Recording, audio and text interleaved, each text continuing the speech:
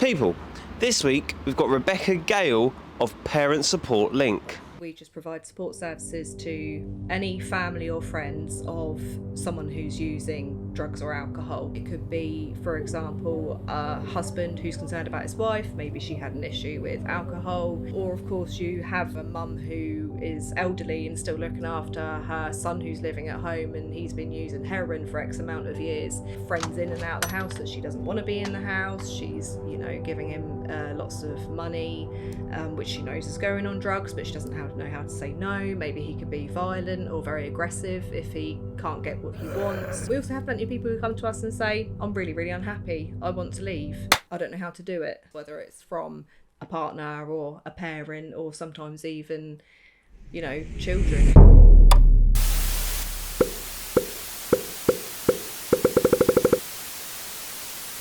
Rebecca. Hello, good morning. Yeah, it is the morning. Well, welcome to the What's Going On show. Thank you for having us. Oh, thank you so much for coming here. It's lovely to see you both. Oh yeah, no, we're looking forward to it. And okay, cool. So, welcome to the What's Going On show, a show where we shine a light on people doing things in communities. And you were part of PSL that are doing something within, I believe, the Southampton community, and let's call it the Hampshire community. Yep, the whole of Hampshire. We span the whole of Hampshire. Amazing. Mm-hmm. So yeah, we'll go a bit into that today. Mm-hmm. But first of all, we'll start off. A little tradition I've just got on this show is, instead of me giving you an introduction, I like to throw it straight over to you. So who in a nutshell is Rebecca Gale? Oh, okay. So I am 35. That's the most basic fact I can think of off the top of my head. I've been in lots of different roles over the years, but essentially I just really enjoyed, I just love helping people. Ironically, I'm not a family support worker here, so I do the networking and I do some of our wellbeing groups, which I love. So I do have a lot of involvement with our carers. So we refer to the individuals who use our service as carers. They're not caring for somebody necessarily physically, but they are caring for them in a number of other ways. Got a lovely, amazing family. They're just absolutely fantastic and really supportive. 3 lovely girls. They're beautiful. So that's me. Okay, interesting. So you say you're not a support worker. Mm-hmm. You run like wellbeing groups. What is your background in? So the job that I had before this one, I ran a franchise area of a baby and toddler group. So totally different. Totally different. So I did some singing and dancing with the kids, the parents or whoever it was that was bringing the kids along, grandparents or, daycare workers, whoever it was, they'd come and they'd stay. So we'd do singing and dancing. And then at the end, we'd have some social time. And to be honest, a lot of the mums were amazing and very open with me during social time, where they would kind of say, oh, you know what, I'm having a really hard time at the minute. I've got social services popping over later for XYZ reason. And I just really enjoyed that kind of support element of the role. I miss obviously working with the kids. They were amazing. I absolutely love this job. Interesting. So what is it about you love? You said there briefly, but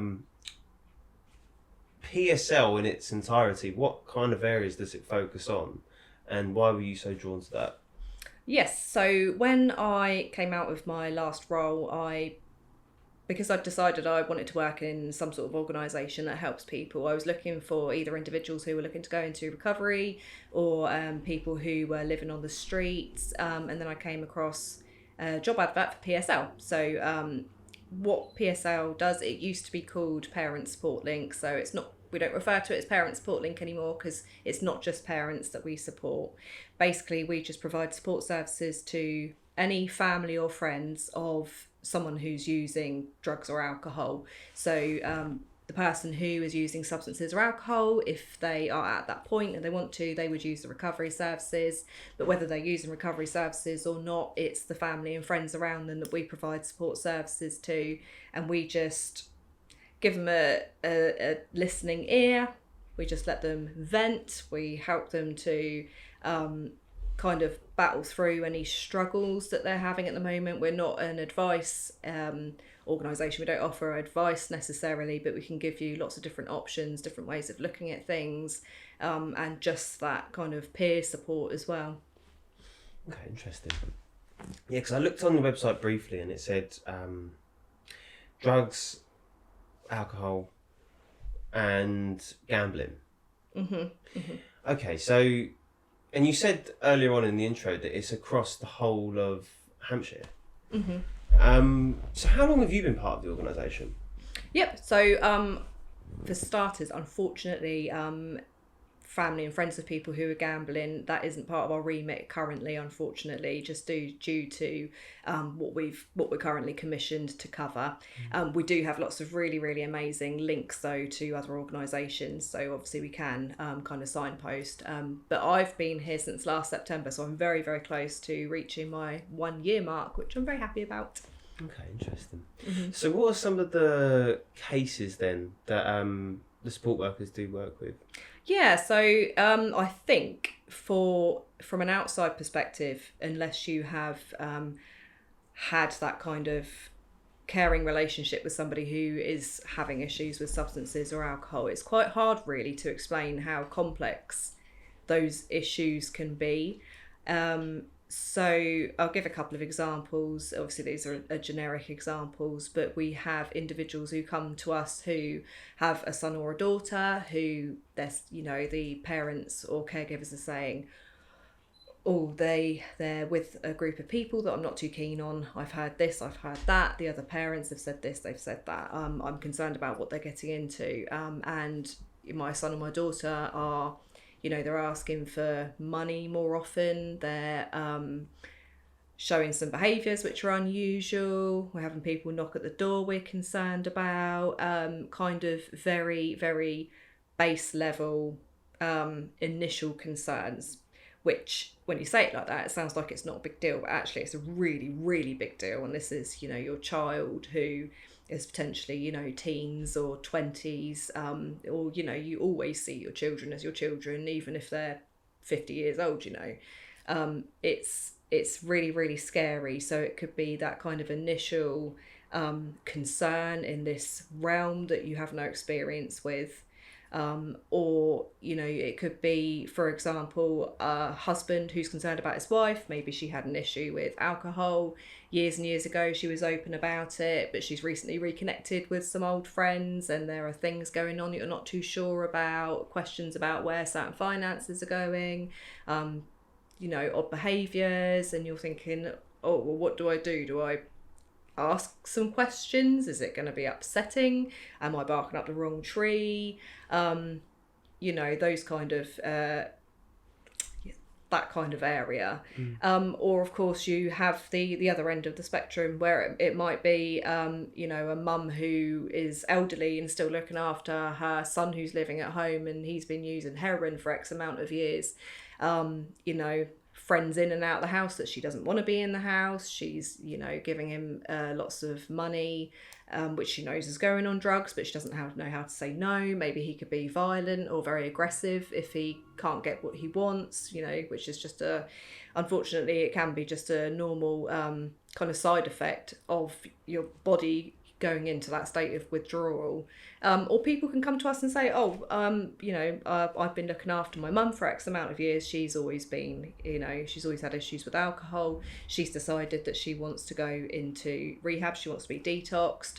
How can I support her when she comes back out again? Because I've been told that's really hard when you come back to your regular life after you've been in detox. What can I do to support her? How do I do that? So it's such a complicated, so many complicated issues that can come from caring for someone who has those addiction issues. We also have plenty of people who come to us and say, I'm really unhappy. I want to leave. I don't know how to do it. Going through that kind of separation process, whether it's from a partner or a parent or sometimes even, children who are just behaving very erratically or detrimentally to the family home, and there's kind of recurrent issues. Yeah, it's a huge thing. Wow, I mean, that last bit there really stuck out to me then. So you actually get parents and families who leave their children because they're going through whatever they're going through, like drugs and alcohol. Yeah, of course. I mean, let's not forget that a lot of these parents will have supported their children and tried to help. But on, in plenty of occasions where there needs to be boundaries put in place because it's going to be a recurrent issue, and there doesn't seem to be any kind of light at the end of the tunnel. There's maybe, like I say, some sort of aggression that's going on. Houses might have been damaged due to these issues. Some people do need to create that distance, so we don't tell anyone what to do. Ironically, we're not necessarily anti-drugs or anti-alcohol. A lot of people can, do both those things recreationally, and it's never an issue. We have individuals within the team who have been through recovery themselves. We're just kind of normal people. We don't have any strong views on anything, really. We're just there to provide the support and kind of hold your hand through what it is that you want to do. If you want to support that person, we'll help you to support that person. If you want to create that kind of distance with that person, then we'll hold your hand through that as well. Okay, then. So let's go a bit into drugs and alcohol. Mm-hmm. Or addictions. Let's go a bit into addiction. So you touched on there briefly about withdrawal. Mm-hmm. What are some of the symptoms of withdrawal? Yes, so it depends a little bit on what the substance is. So the two most serious substances you can use, which will create the most serious kind of withdrawals, depending on how much you've been using, can be heroin and, ironically, alcohol. I think a lot of people don't realise how severe withdrawals can be from someone who's been using alcohol daily. So you could experience seizures, issues with your heart. These things can all be very serious. Shaking feelings.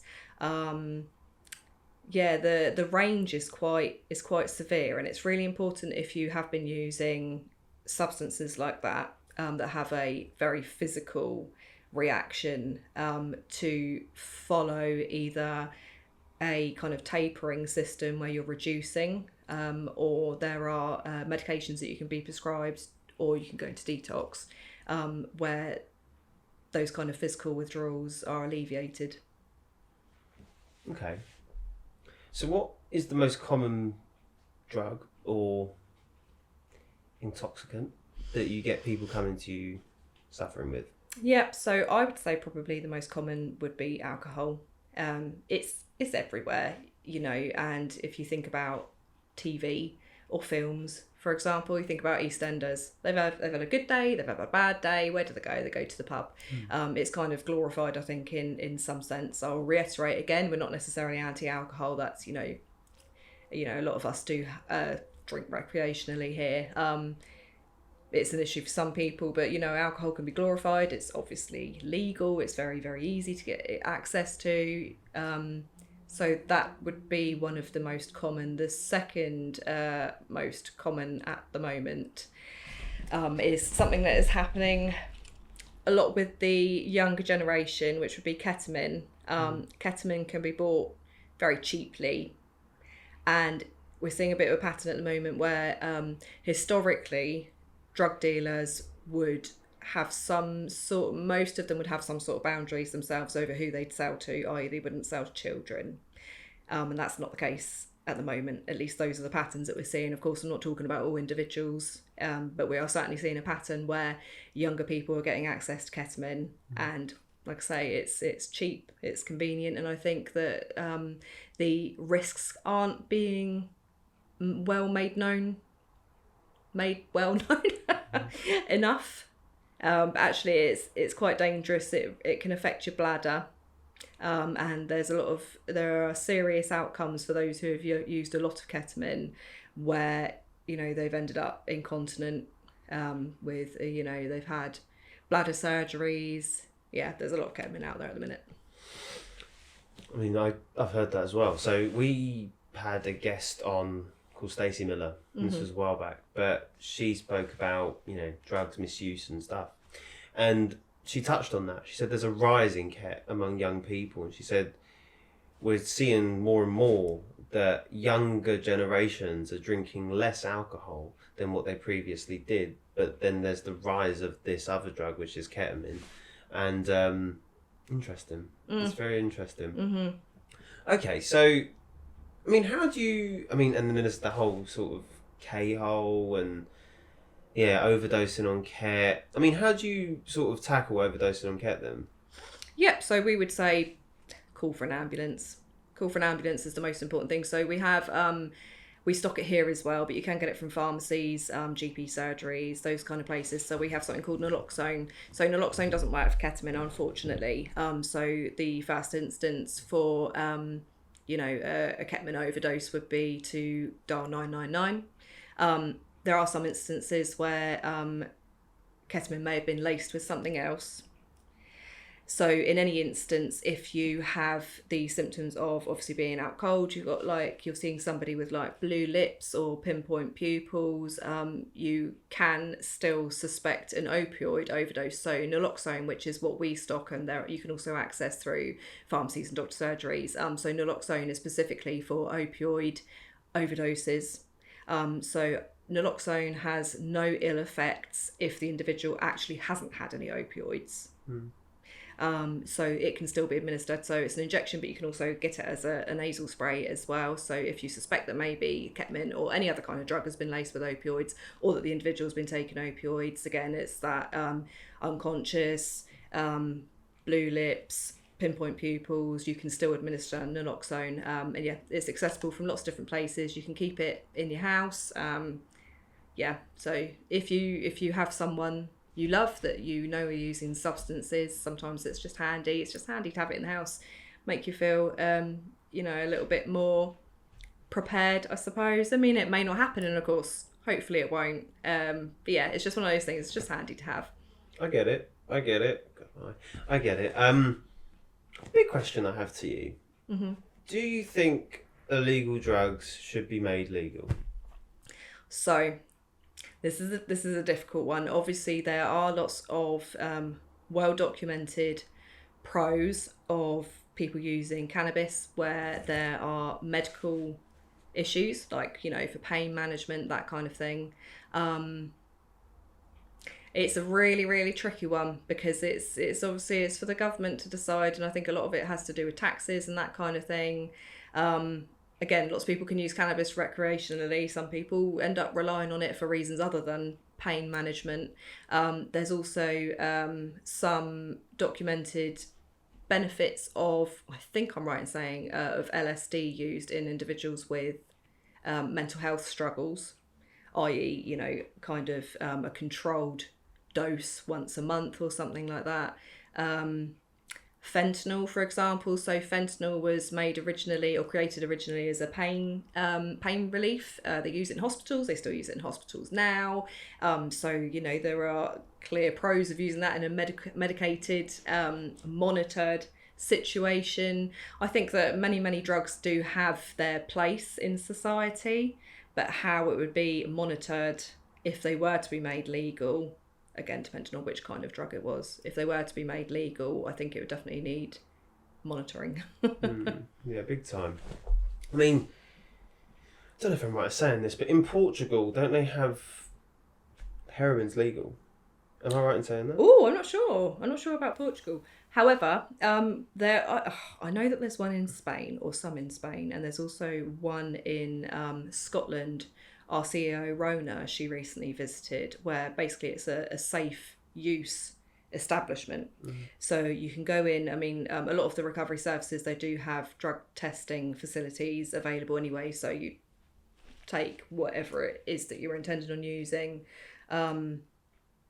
At festivals specifically, I know they do this even, in most of England, where they're testing the substances so that you can know what it's got in it, basically. But I know that in Scotland, and I think I'm right in saying in Spain, they have like safe rooms. Basically, they have like medically trained personnel where you can take what it is you're planning on using in, you can get it tested there and then you're in a safe facility where you can then use it there, and you're monitored to check that nothing bad happens, and there's medically trained personnel there if anything did go awry.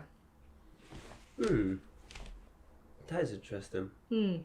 Okay, cool. So that's drugs, and we haven't really touched on alcohol yet, but we will. And I mean, a big thing for me. I mean, I know you're not commissioned to cover that work with gambling, but like alcohol, it's very accessible. So I just wanted to sort of dive in a bit there, really, and talk about, because addictions as a whole are obviously really destructive to individuals and families. But why then do you think gambling is not? I mean, gambling is frowned upon. They say gamble aware and gamble responsibly. But what are your thoughts on gambling as an addiction, as opposed to, or in comparison to, drugs and alcohol? Yeah, I mean, as I say, it's not something that we're covering at the moment, unfortunately, due to commissioning. However, it is definitely a thing. People talk about having addictive personalities, for example, and there's the kind of chemical reactions that happen within your brain when you have a little win when you're gambling. You know, some people are a bit more susceptible to going back or chasing the dragon. It's I think, you know, when it comes to going to the bookies, for example, I think that the staff and the posters up that are available there with like helplines and that kind of thing, it's kind of, people are definitely encouraged to be careful about what they're doing if you're going to go into the bookies or casinos and that kind of thing. When it comes to online gambling, I think it's easier to avoid or to ignore adverts about safe gambling because you get a lot of adverts online.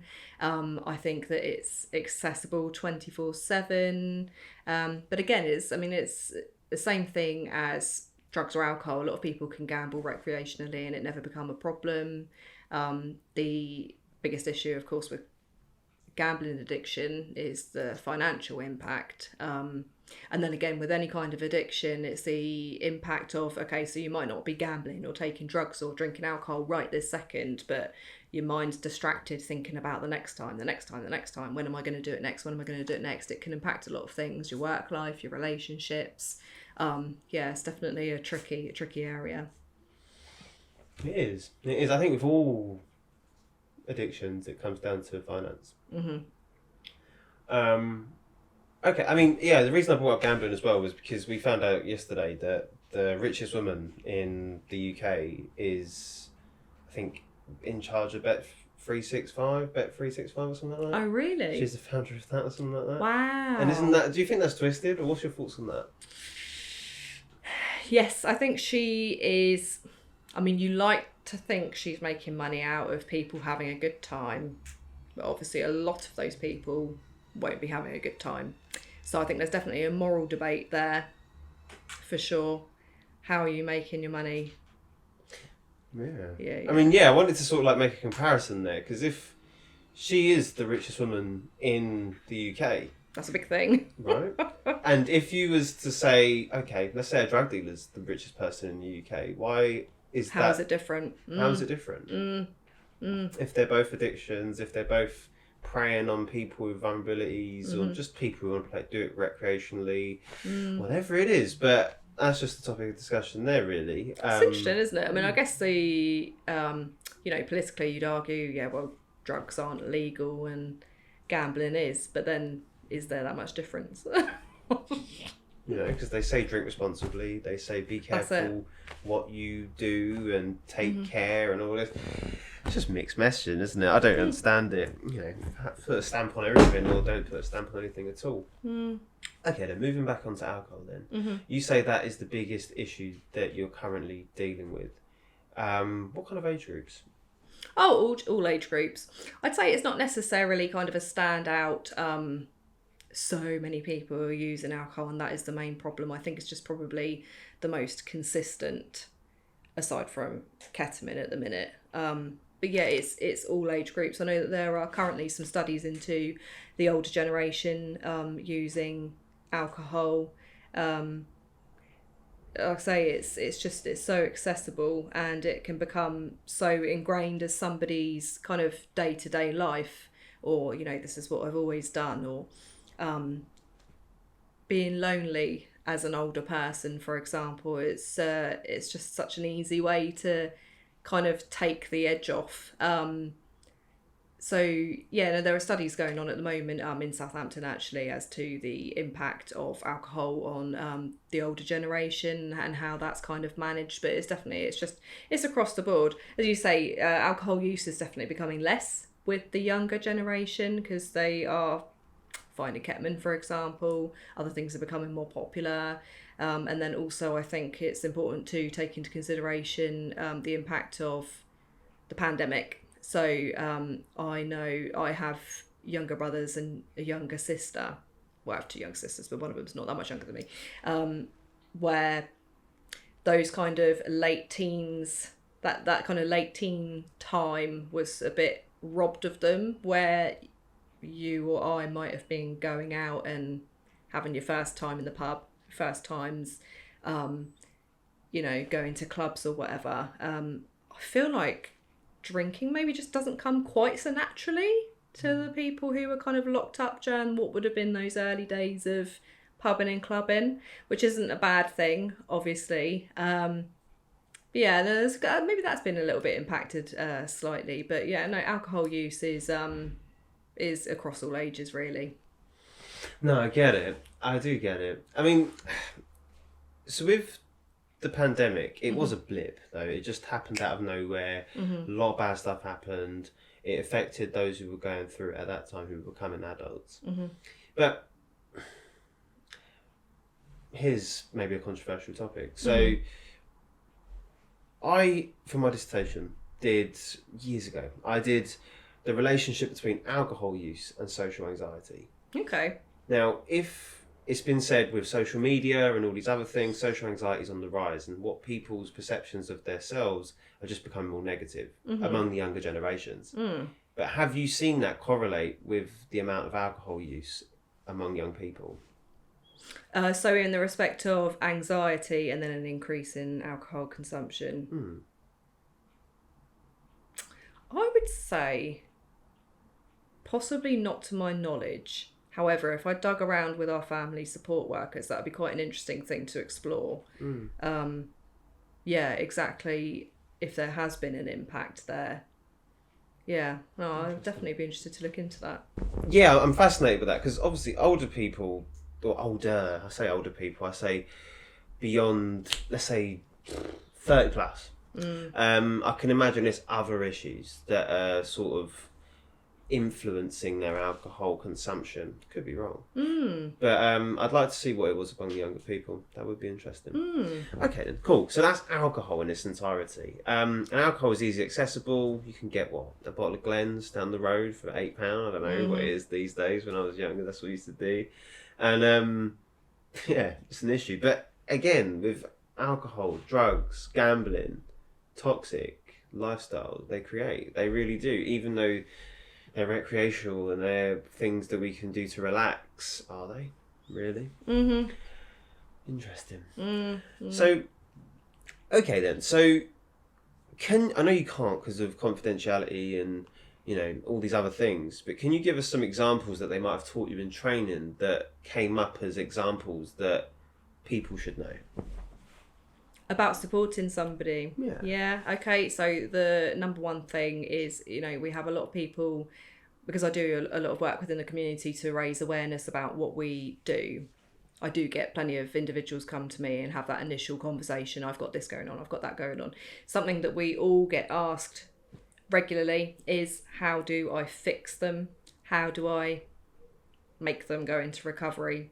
And unfortunately, the answer is you can't. You can suggest there's an issue there, suggest that maybe the best thing would be to aim for some kind of recovery or some kind of reduction. But unless the individual is ready and that's what they want to do, unfortunately, you just can't make them. We have individuals who have people that they care for who they've gone into rehab, but they haven't been ready, and they've done all right. Well, they've been in rehab and then they've come out and they've unfortunately just fallen back into that pit again. And it just comes down to whether they really want it yet or not. And sometimes that's a really hard thing for people to hear. Actually, you can't click your fingers and make them realise that they're hurting themselves and you want the best for them. But what we can do is we can just hold your hand along the way, and give you somebody to talk to and make sure that you are okay, because you care for this individual. Of course you do, but you have to make sure that you're okay too. And we also provide information, like for example on naloxone that I mentioned earlier, we provide that kind of information, what you're looking out for, and also we're kind of a third party to listen out for safeguarding concerns, like for example county lines, you know, people who are vulnerable being used for things, child exploitation, you know, if they're under 18. We've got a wealth of knowledge here. Again, we're not an advice centre, but we've got a wealth of knowledge here, to pick up on those kind of worrying cues. Yeah. Okay, so do you work in conjunction with organisations who work directly with addicts? Can I call them that? Yeah.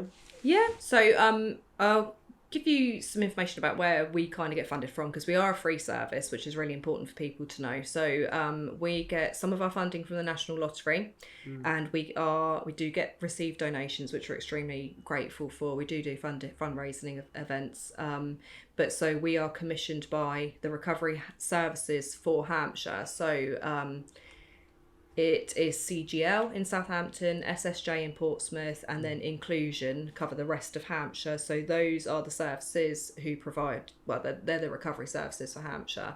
And then we receive little pots of their money to look after the family and the friends and the kind of support network.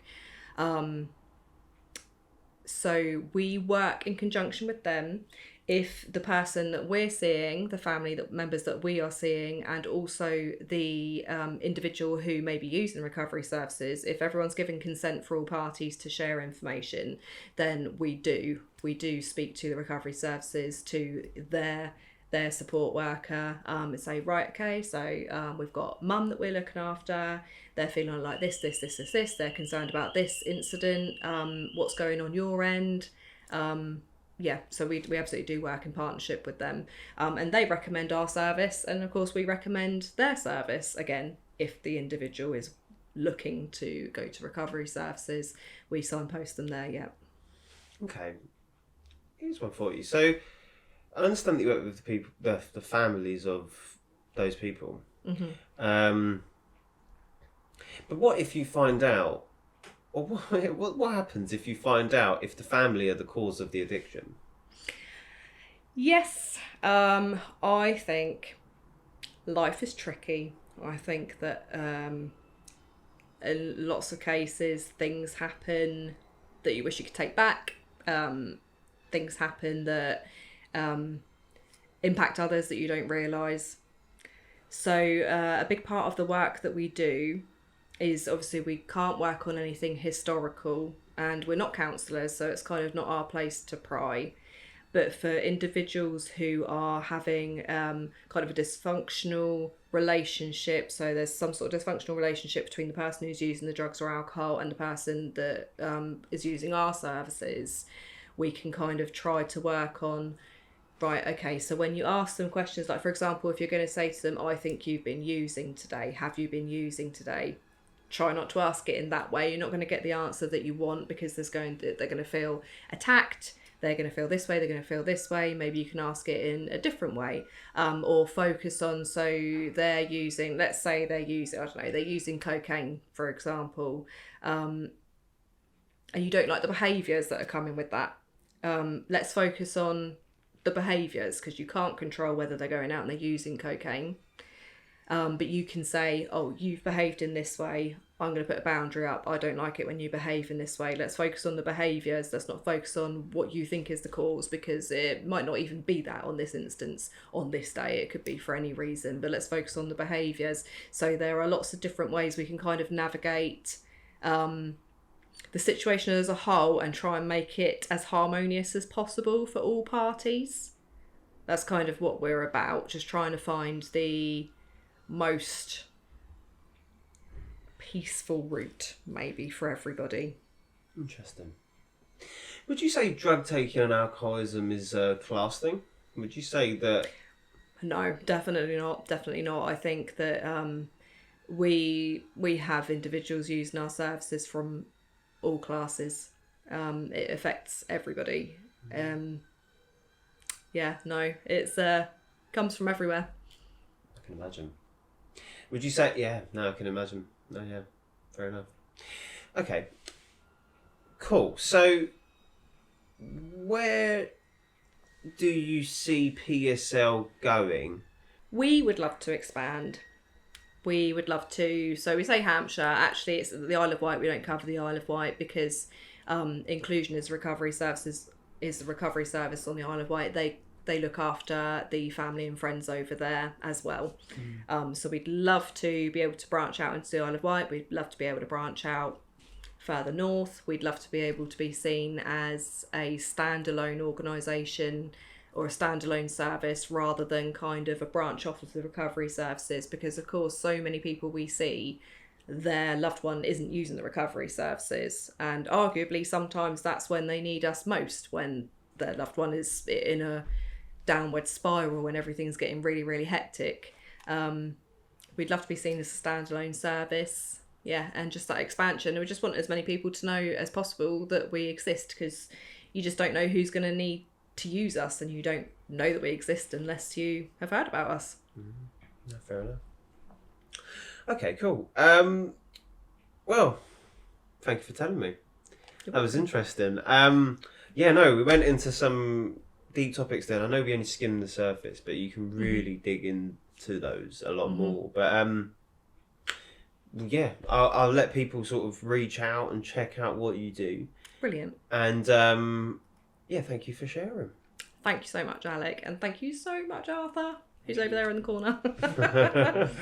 All right, good stuff. So we'll give a wrap up here, and then we'll just go into part 2. Fantastic, excellent. Thank you so much. You're welcome. Great. Thank you again for having me. Yeah, no, it's great. So in this part, we have gone out into the street and asked a question. So in this instance, we actually went out into the streets of Portsmouth and we asked a question.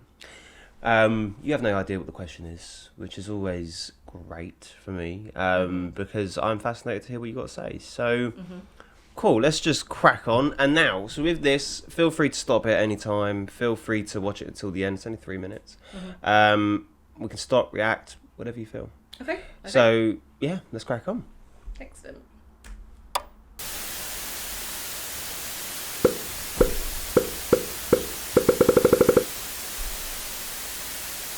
Why do you think gambling is so accessible? Oh, if you go down the high street, you'll see how many gambling places there are. Mrs. Pim's Amusements is right there. Literally. Yeah, I don't know. Yeah, I just think it's so easy. If you're over 18, you just need ID, you're in. I think it's been glorified as very fun for young people, so instead of hitting the books, they're going casinos, so yeah. It's easy money, isn't it? So not for all. Some people are really bad at it, so yeah. So why do you think gambling is so easily accessible? It makes money. Interesting. But why do you think... Why though? Why do you think it is? I don't know, people want an easy win and then they lose to the house. I don't know, I'm a pirate, what am I meant to do? Why do you think gambling is so accessible? Because it's everywhere and it's online, very few checks. I'm not a gambler, I can't stand it, but that's the impression I get anyway. Why do you think gambling is so accessible? And it's everywhere, it's online. Online, it's everywhere. You can download, for instance, I happen to have a friend that does betting, and I'm not up to the age, but I was just like, let me just download it in case I just get to that stage. So everyone can get it. Yeah. Anyone can get it. And it's everywhere, it's online. Online, it's everywhere. You can download, for instance, I happen to have a friend that does betting, and I'm not up to the age, but I was just like, let me just download it in case I just get to that stage. So everyone can get it. Yeah. Anyone can get it. I mean, I think it's accessible because sometimes it is just for fun. Some people will be, it's like People just see it as a harmless activity because you never know, you're playing a game and the prizes that you have to, in some sort of way, it's going to be a gamble. I don't think it's necessarily accessible. I just think it's something that you can just make up on the spot. It's daily part of life, even if it shouldn't be. But it's something that we're so used to it that we don't even exonerate it. Yeah, we don't even realise it. We don't exonerate it. Actually, what we're doing is wrong. We probably shouldn't be doing that. Why do you think gambling is so easily accessible? I just think there's too many outlets everywhere for it. Like, you get ads on your phone all the time. There's hundreds and hundreds of shops, even down this road, that are all like just places to gamble. Yeah, so I just think it's super accessible to people. Super accessible. I mean, why do you think it's so accessible? Because it's addictive. People get really into it and you kind of chase the high from it, and then you're like, oh, okay, I like this. Why do you think gambling is so easily accessible? It's everywhere. It's online, there's apps, there's always offers on, like adverts on the TV. It's everywhere. All right. So, that was the question. What are your thoughts? I think that's very interesting. I think from your question, I kind of would tend to delve a bit deeper into it, as in why has it been made accessible? And I guess, yeah, again, going on from what you were saying earlier about, I can't remember if we were recording then or not, but about the richest woman in the UK owning Betfred? Was that who she owned? I think it's Bet365. Right, okay. I think. I mean, it must be profitable, which should tell you everything you need to know about kind of gambling as a permanent lifestyle. But of course, it's easier said than done. You know, if you have been lucky and you have had a couple of wins, of course you're gonna. You know, a lot of people would keep going back for more. No judgment there at all. But yeah, if people are profiting off of it, then perhaps, you know, there's money to be made on the other end of it rather than the person who's putting the money into the machine or or whatever. It's interesting. I mean, we can sort of relate it to addictions, because before today I didn't know that you weren't commissioned to focus on gambling. Probably would have asked a different question. At the moment, yeah. Who knows what will happen in the future? Yeah. Okay, no, because we can kind of relate it to addictions in general. I mean, well, no, let's stick on the gambling. I mean, why? I mean, you say it's profitable. Mm-hmm. But why? What are some of the reasons? Why do you think it's a systematic thing or a systemic problem in a way, that you do get gambling addicts, you do get all these things, and people do lose their houses and their livelihoods? I think probably so when it comes to addictions across the board, when you think about substance use, for example, people talk about having an addictive personality, which I think possibly there's some truth in that. Then obviously you can talk about things like trauma. You could talk about there's some signs of correlation between individuals who are neurodivergent being a little bit more inclined to go into addictive behaviours. Again, it's not a blanket kind of diagnosis or anything like that at all. At the end of the day, anyone theoretically could become addicted to anything. But I think it's all to do with the chemicals, I guess, that are released when something good happens. So if you think about, like, when you're eating, for example, you're eating something that's really, really tasty, the chemicals that are being released in your brain are saying, this is great, do it more, have another bite. So with regards to taking substances and, having wins when you're gambling, it'll be the same thing. It's like a reward system. Your brain has its own reward system where it's giving you good feelings when good things are happening. So I think it's the related good feelings that people are chasing. Yeah. And it also comes back to that, I mean, it doesn't come back to anything, but I'm just making a point here. I mean, they say life's worth living, enjoy every moment, all of these buzzwords, all this stuff. Mm-hmm. People should be allowed to gamble, right? Yeah, I mean, it's a hard one. So there's a legal system in place for good reasons. It's to protect people, to protect the people of England. All countries, a lot of countries have got similar laws. So I guess the question is, how detrimental is it? And most people can enjoy gambling and alcohol use, for example, without too much of a detrimental effect, without it affecting their life in its whole. So yeah, I guess it's a question of at what point does it become an issue? How much of it is an issue? What's the percentage of people that it's an issue for? Yeah, it's a complicated thing. Wow. Any final thoughts on the video? I think it's absolutely fantastic that you managed to get these people to answer questions. I think it's absolutely brilliant. You're obviously a very charismatic chap out there. Legend. Well, no, amazing. And yeah, they did give some interesting answers. The guy said he was a pirate there. That was funny. Oh my God, I loved him. He's living his pirate lifestyle. Yeah, he really was. I was like, wow. But okay, cool. So, Rebecca, that brings us to a lovely close on that part then. Brilliant. Thank you so much for coming over here and talking to us. We really appreciate it. And obviously, we just want everyone to know that we exist. So come and have a chat with us. We've got 24/7 helpline. Come and have a